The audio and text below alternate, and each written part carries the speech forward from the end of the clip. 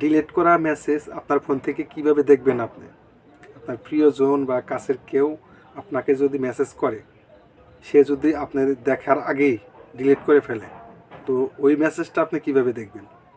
আজকের ভিডিও থেকে আমি দেখাবো আপনাদের, এবং আজকের ভিডিওটি ফুল কন্টিনিউ করলে এই সিক্রেট সেটিংসটা শিখতে পারবেন, বা কোন অ্যাপস দিয়ে করতে হয় এই ভিডিও থেকে জানতে পারবেন। তো অবশ্যই ভিডিওটি ফুল কন্টিনিউ করবেন।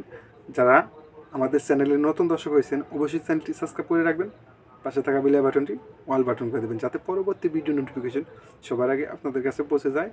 যারা সাবস্ক্রাইব করে রেখেছেন তাদেরকে অসংখ্য ধন্যবাদ, এবং ভিডিওটি শেয়ার করবেন অপরকে দেখার জন্য, যাতে এই ভিডিও দেখে আর একজন উপকৃত হতে পারে। তো চলুন আমরা কাজটি শুরু করি। তো ছোট্ট একটা অ্যাপস নামাতে হবে আপনাদের। তো অ্যাপসটা হলো এই যে নোটিসেভ।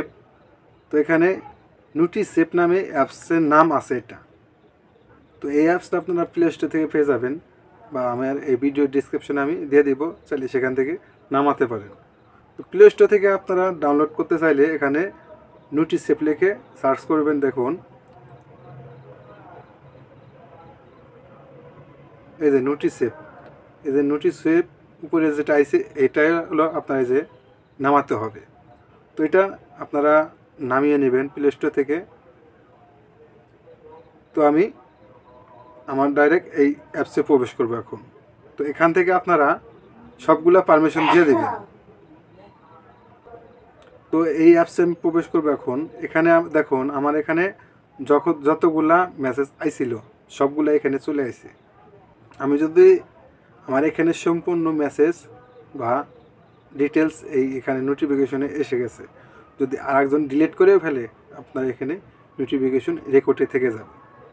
এই তীর বাটনে চাপ দেব, চাপ দেওয়ার পরে এখানে ডিটেলসে সব মেসেজই এখানে এসে পড়েছে।